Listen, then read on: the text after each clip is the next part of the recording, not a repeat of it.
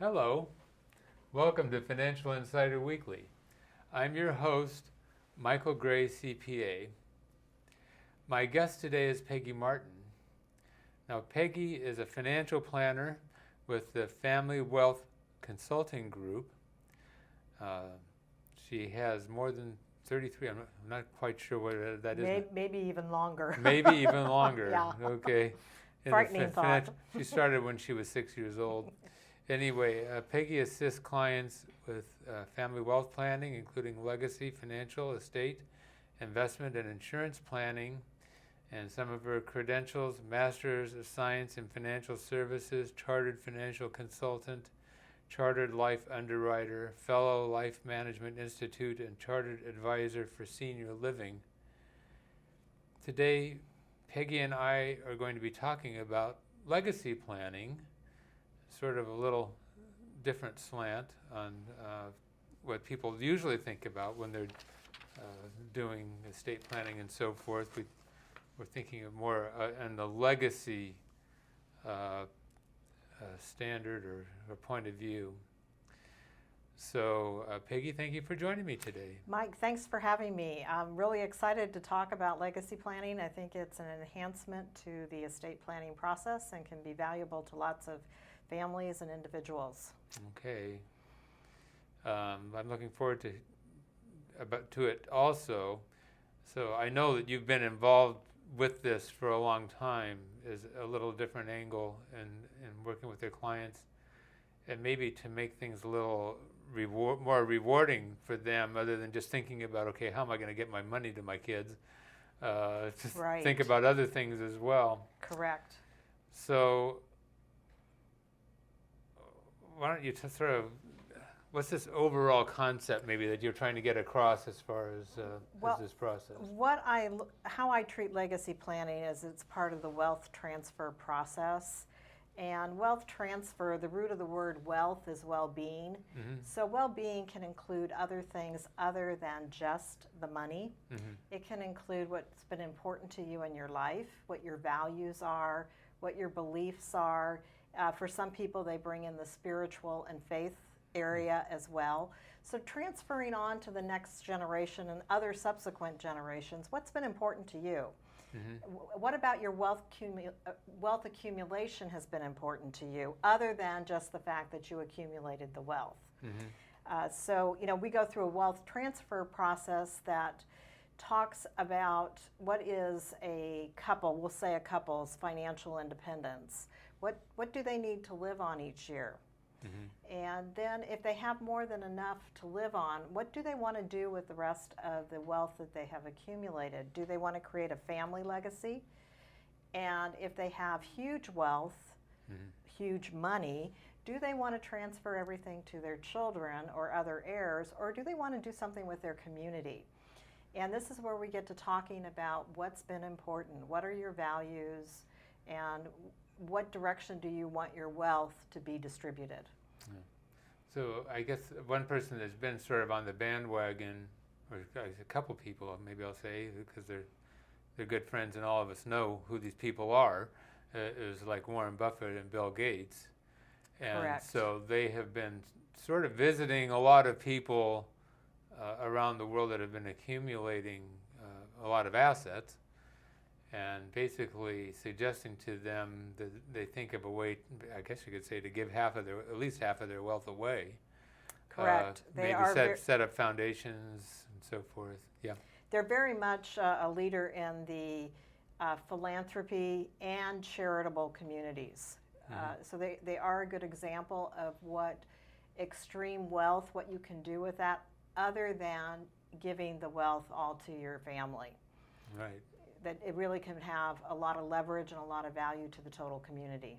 And it's sort of changed, like for Bill Gates, I mean, it's changed the focus of his life. Everything right now, but for him and his wife, is revolving around this foundation and thinking of different ways of making life better in different places in the world. Right, they are definitely doing global philanthropy, mm-hmm. very much so. Okay. What are the circles of legacy? Well, briefly touched on that, but the circles of legacy are like an interlocking set of circles, And it's critical for an individual or a couple to understand what is their financial independence. Exactly how much money do they need each year to live on? Okay. And that's the start of coming up with what I will call later on in the interview a legacy letter. Okay. And it's a start to it because you need to know what your financial independence is before you can have the bigger picture of what do you want your family to have, what do you want your children to have. And when you are thinking of how you want that distributed to your children, what do you want them to know about what was important about the creation? Possibly you had a family business that's multi-generational, or possibly you just have worked really, really hard and feel fortunate that you've been able to accumulate what you have, and you want to set forth to maybe your family that, you know, I want to do something for my community as well. Some people want to do that locally, or the example that you've just given from these two gentlemen, Buffett and Gates, a lot of theirs is the global community. Some stays at home, but a lot goes to the global community. So the interlocking circles are financial independence, family legacy, and community legacy. Okay. And I actually draw those circles out when I'm doing the legacy planning and work with putting numbers to those 3 different areas, possibly 2 different areas. Maybe it's only financial independence or family legacy. And in some cases, I've seen it only be financial independence. There really isn't going to be much of an inheritance. Mom and dad or the individual are just going to be able to take care of themselves. But nevertheless, it still gives them an opportunity to write this letter. They don't need the money wealth to write the letter. Yeah. So I'm trying to think. There was something that I wanted to throw in here. I guess you could say I witnessed this last weekend. So your legacy isn't just financial. No, it definitely is not.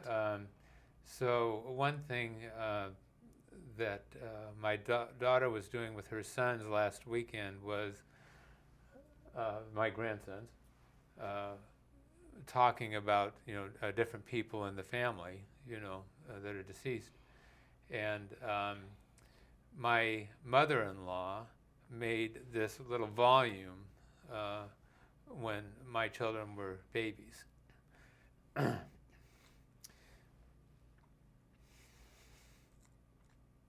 So it was called Grandma Remembers. Oh, how wonderful. That's it, Michael. That is the essence of the legacy. That is the absolute essence of it, is having someone take the time to put memories together so that future generations are able to enjoy that, be with that. Wouldn't it be wonderful to think that your great-grandchildren, or maybe even your great-great-grandchildren, would know that you actually existed and that you had something that you left behind for them, that you did make a mark here, you helped a lot of people, and you had a loving family, and I think it's a wonderful gift. That is, you can't replace that. Yep.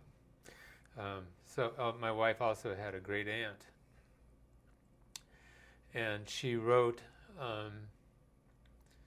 this little thing basically talking about her family when she was growing up and what was the personalities like of her sisters, and what did they do. And so like she wrote about my wife's grandmother and called her the free spirit, and she talked about when they were children, they were supposed to be doing their chores, and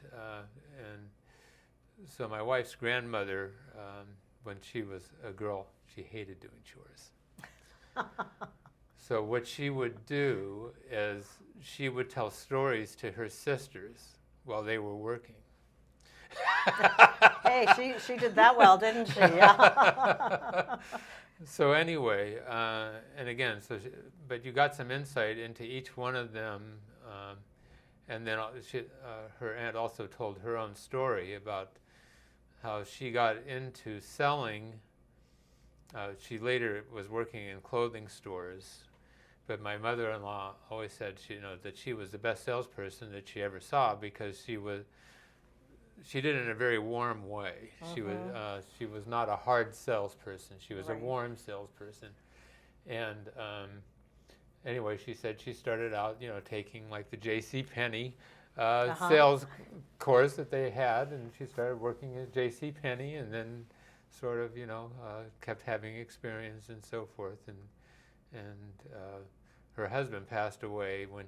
Well, first of all, they had a variety store themselves, or a stationery store, and part of the reason I know is that we inherited their thing for doing invitations and so forth. Okay. Uh-huh. And then, anyway, and then she ended up again working in clothing stores with some of her friends. So anyway, so these are the things, you can't put a dollar on them. You cannot put a dollar amount on them at all, and it's the essence of the studies that I have done. I'm currently working with an organization called Celebrations of Life, and basically you're honoring the past, capturing the present, and informing the future.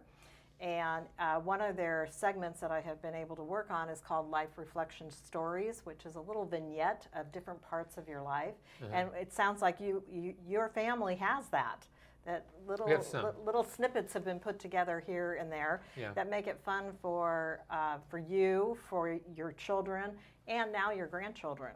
Right. Yeah. And one of the things that I did after my father passed away is I made some videotapes. Basically, I interviewed my mother to talk about. Very good. Yeah. And then I put that on some DVDs to save that for some of the family to learn from. So anyway, although that was kind of difficult for her in some parts, because we talked about like when my brother passed away, and he was Yes. about 8 years old. Yeah, so you're going back and reviewing some very tender moments that can create the emotion. Yeah. And yet you're still getting the record of it. Yeah. Yeah. Okay. So why create a legacy? Well, you kind of have answered a lot of that, Mike. First and foremost, all of us have our stories to tell, and what I'm noticing with the baby boomer generation, as we're getting a little bit older and then a little bit older, Yeah. is that we like to tell about our past. And also, there seems to be a real common thread that the baby boomer generation wants to know more about their parents, and sadly, a lot of their parents are no longer here Right. to be able to ask those stories. I am still very blessed that I do have my almost 95-year-old father still alive and cognitive enough to be able to still talk with me and answer questions. And so that's a lot of fun to be able to review stories with him. Yes. So that's one reason why we want to create the legacy. We're hardwired to do that. We want to do that. And I think also we want to be able to connect with the next generation. Mm-hmm. I know, having no children of my own, but having stepchildren and now having the grandchildren, I want to connect with those little children. I want them to know about me. I want them to know about why they're so important to me. Mm-hmm. So it's getting that generation connection that telling your story helps. Mm-hmm. People like the stories, just like when Janet's aunt was telling the story, or they like the story. Yes. They really like the stories. Yes. So those are a lot of the reasons why we create this. And it could be, again, depending upon each situation, but if you are somebody that does have an extremely high net worth, you want to put forth, or this is what I hear, is you want to put forth a message that there's been more to your life than the money, that you too have a family. Yes. Yes. You know? So maybe you can talk a little bit about this legacy letter idea. The legacy letter is a way to record to an individual. It could be one child, it could be all of your children. You could do a separate letter per child. You could do a letter to your spouse, a letter to your parent, anybody that's really been important to you, even maybe a letter to your community about what has been important to you that is involving them. And one thing it is not a time to release all of resentments that you have, because that can happen. Uh-huh. This is not the place for that. That's something that is much better done one-on-one if you can. Have the conversation with the individual before you die, and also give them the letter before you die. Mm-hmm. That this is why you've been important. Mm-hmm. The original history of the legacy letter is called an ethical will, which is in no way a legal document. It has nothing to do with how assets are going to be distributed. It's just a way to inform another about how they've been important to you, and maybe some little nugget that you want to pass along that has been very valuable to you as an individual. So, and you can include some things like I regret I didn't spend more time with you as a child. Saying something like that is absolutely okay, but it's not a place where you want to air grievances where maybe the person's reading it for the first time when you're no longer here. Yeah. Because that leaves them with a sense of almost like a hopelessness. I can't talk to you No now. closure. Yeah, no closure to it. Yeah, Yeah. but it is a very loving gift, and I'm actually finally almost completed with the one for my dad. I've spent quite a bit of time putting some thought into exactly what do I want to say. My dad has been a caregiver all of his life, and so that's the theme of the letter. And it's just a way to express your love to another.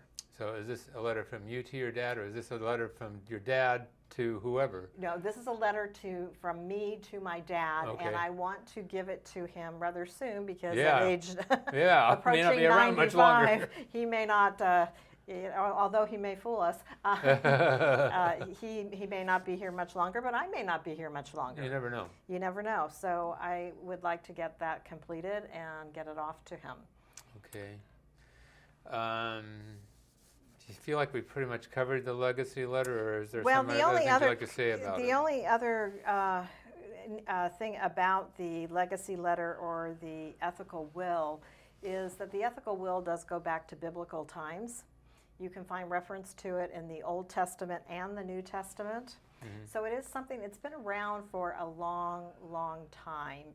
And it's just a way to record, again, what's been important to you. Yeah, well, I think back, I mean, you talk about some of the one of these letters was from David to Solomon, I think it was, but basically it sounded like something from The Godfather.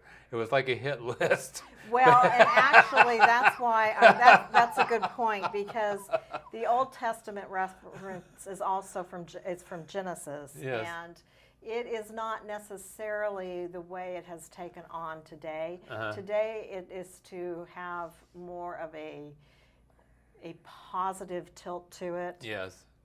Yeah. It's to be a loving document. Yes. To be in conjunction with whatever you're doing with your estate. That's why I think it's a perfect fit when you're talking about wealth transfer, because you've got a lot of things going on there. And by the way, if a family chooses to keep a child out of the inheritance, there again, these kind of letters can be very helpful from the standpoint that there's an explanation as to why things are being done, especially if you have the courage to talk about it before you die with your family members. Yeah. That this is why I'm doing this. Give everybody an opportunity to have that communication about it, because it's devastating when there is a child in particular, when they're left out of an inheritance and it really wasn't explained to them. They may have an inkling of it, that they're not included because of their relationships, but it's really devastating to them. Yeah.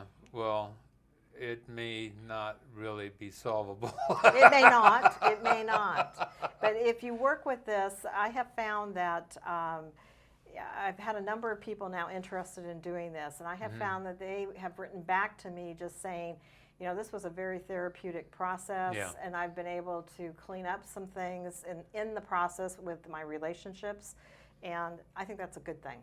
Yeah.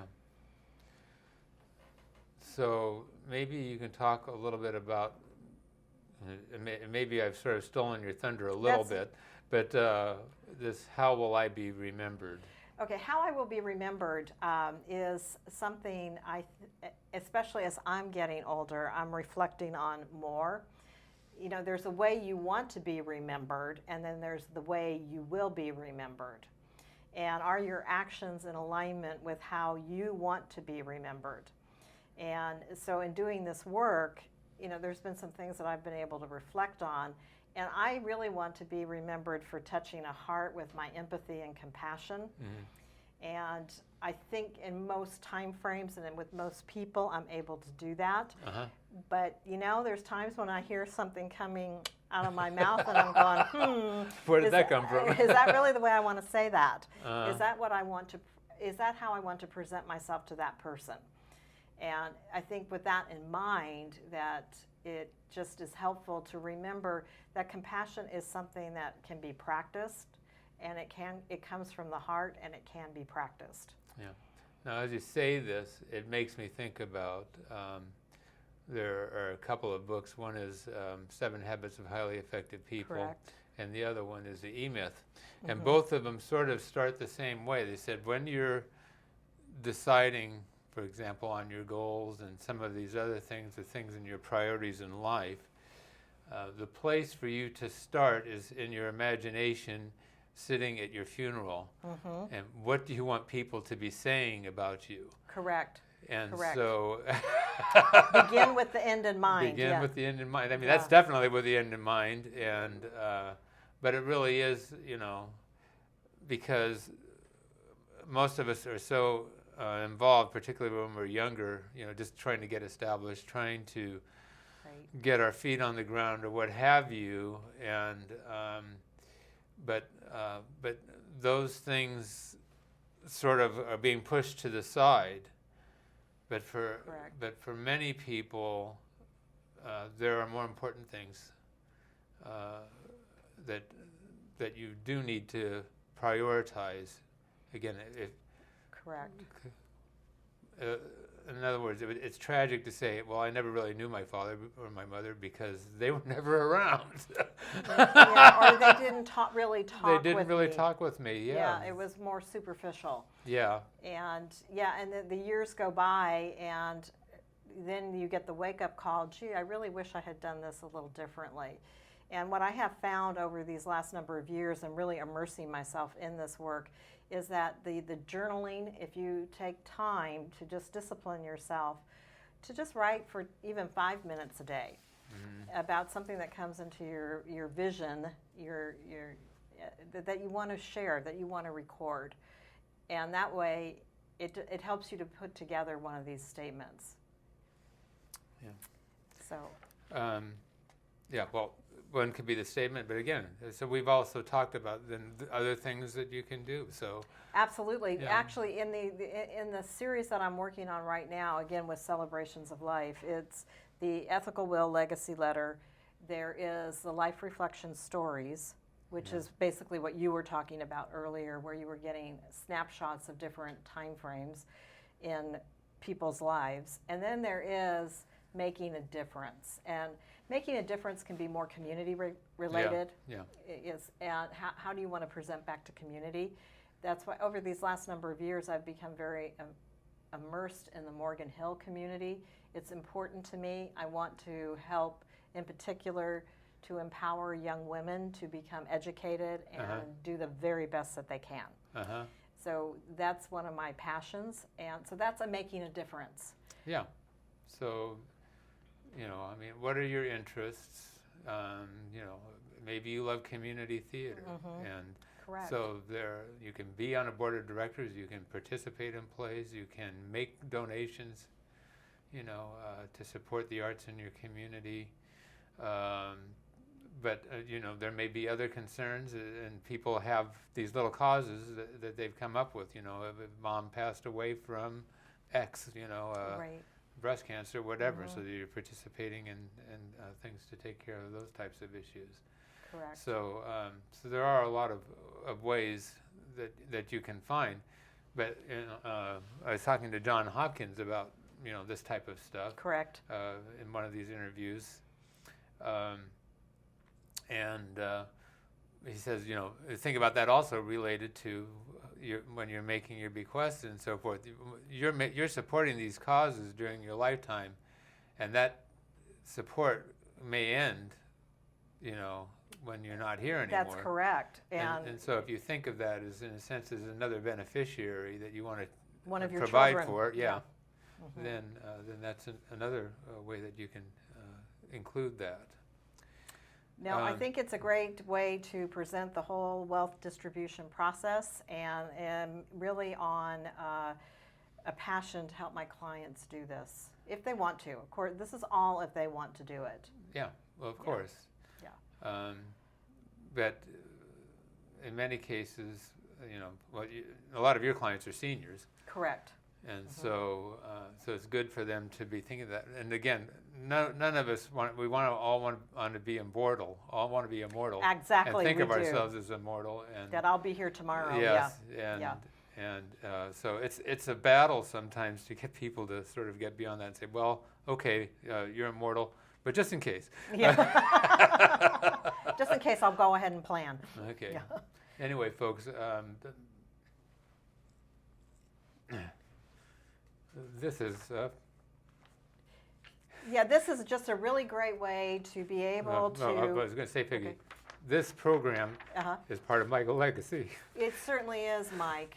You have that correct. It absolutely is part of your legacy. It's going to be a wonderful gift to your children and to your grandchildren and to to the community. community. Yeah. Okay. And thank you for doing it. My pleasure.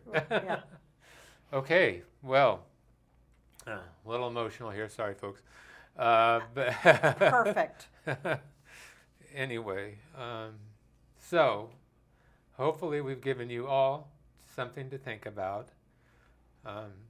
because there's a lot of ways that you can leave that legacy. Peggy, thanks for being my guest. Thank you, Mike. Pleasure to be here. Okay. We'll see you next time on Financial Insider Weekly.